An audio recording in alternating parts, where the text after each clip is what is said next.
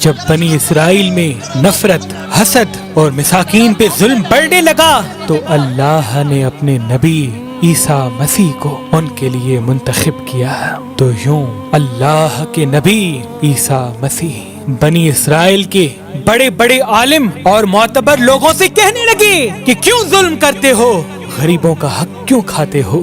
اے لوگو، حقیقی اللہ وہ ہے جو سب انسانوں کو برابر کے حقوق دیتا ہے، جس کے نزدیک امیر اور غریب میں کوئی فرق نہیں، کالے رنگ والا اور سفید رنگ والا برابر ہے۔ لوگ حضرت عیسیٰ مسیح کا مذاق اڑانے لگے اور پھر اللہ کے نبی اللہ کی نشانیاں زمین پر ظاہر کرنے لگے۔ آپ کو مسیح اس لیے کہا جاتا ہے کیونکہ مسیح کا مطلب کثرت سے زمین پہ سیاحت کرنے والا یا ہاتھ پھیرنے والا، کیونکہ اللہ نے آپ کے ہاتھ میں شفا رکھی تھی۔ آپ نابینا کی آنکھوں پر ہاتھ پھیرتے تھے تو وہ دیکھنا شروع کر دیتا تھا۔ کوڑ کے مریض جس سے پوری دنیا نفرت کرتی تھی، آپ کے مبارک ہاتھ جب کسی کوڑ کے مریض پہ لگتے تھے تو اللہ کے کرم سے وہ صحتیاب ہو جاتا تھا۔ آپ مٹی کے پرندے بنا کے جب فضا میں پھینکتے تھے تو وہ مٹی کے پرندے زندہ ہو کر اڑنا شروع ہو جاتے تھے، اور جب بھی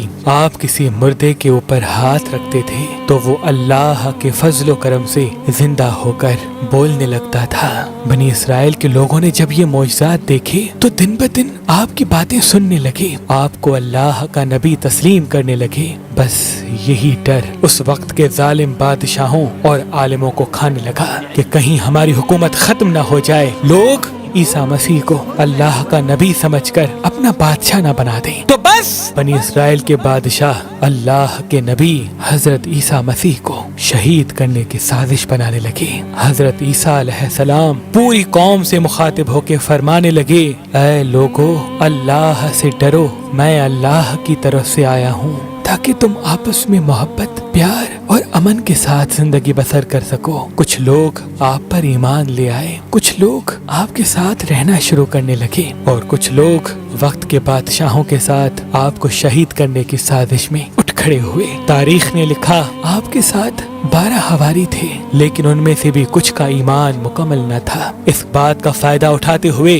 بنی اسرائیل کے عالم اور بادشاہوں نے ان ہواریوں کو خریدنا چاہا۔ ان میں سے ایک جس کا نام یہودا تھا، اس نے وقت کے بادشاہ کے سامنے اپنے آپ کو بیچ دیا اور یہ کہا کہ میں تمہیں بتاؤں گا کہ عیسیٰ مسیح کہاں ہے، اور یوں یہودا ان لوگوں کے لیے جاسوسی کرنے لگا۔ ان دنوں اللہ کے نبی حضرت عیسیٰ علیہ السلام مذہبی تہوار فس منانے کے لیے بیت المقدس آئے ہوئے تھے۔ کھانا کھانے کے بعد آپ شہر سے باہر آتے ہیں اور کرشمنی نامی ایک جگہ پر رات گزارنے کے لیے ٹھہرتے ہیں۔ اپنے شاگردوں سے الگ ہو کر اللہ سے مخاطب ہوتے ہیں، اے اللہ، میں جانتا ہوں یہاں کے بادشاہ اور علماء مجھ سے نفرت کرتے ہیں اور مجھے قتل کرنا چاہتے ہیں۔ اے میرے خالق، میری مدد فرما اور مجھے ان کے شر سے نجات دے۔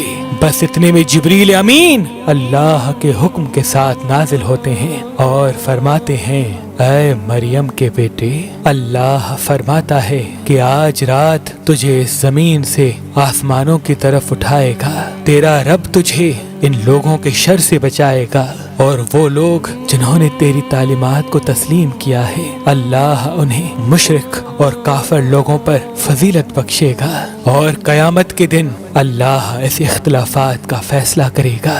اے روح اللہ، تیری بلندی کا وقت آ پہنچا ہے۔ بس اللہ نے ایک عجیب معجزہ دکھایا، یہودا کا حلیہ حضرت عیسیٰ مسیح جیسا ہو گیا، اور عیسیٰ مسیح کو اللہ نے آسمانوں کی طرف بلند کر دیا۔ بس جیسے ہی گرفتار کرنے کے لیے بادشاہ کے لوگ وہاں آئے تو اس جاسوس یہودا کو گرفتار کر دیا، کیونکہ اللہ نے اس کی شبیہ عیسیٰ مسیح جیسی بنا لی تھی۔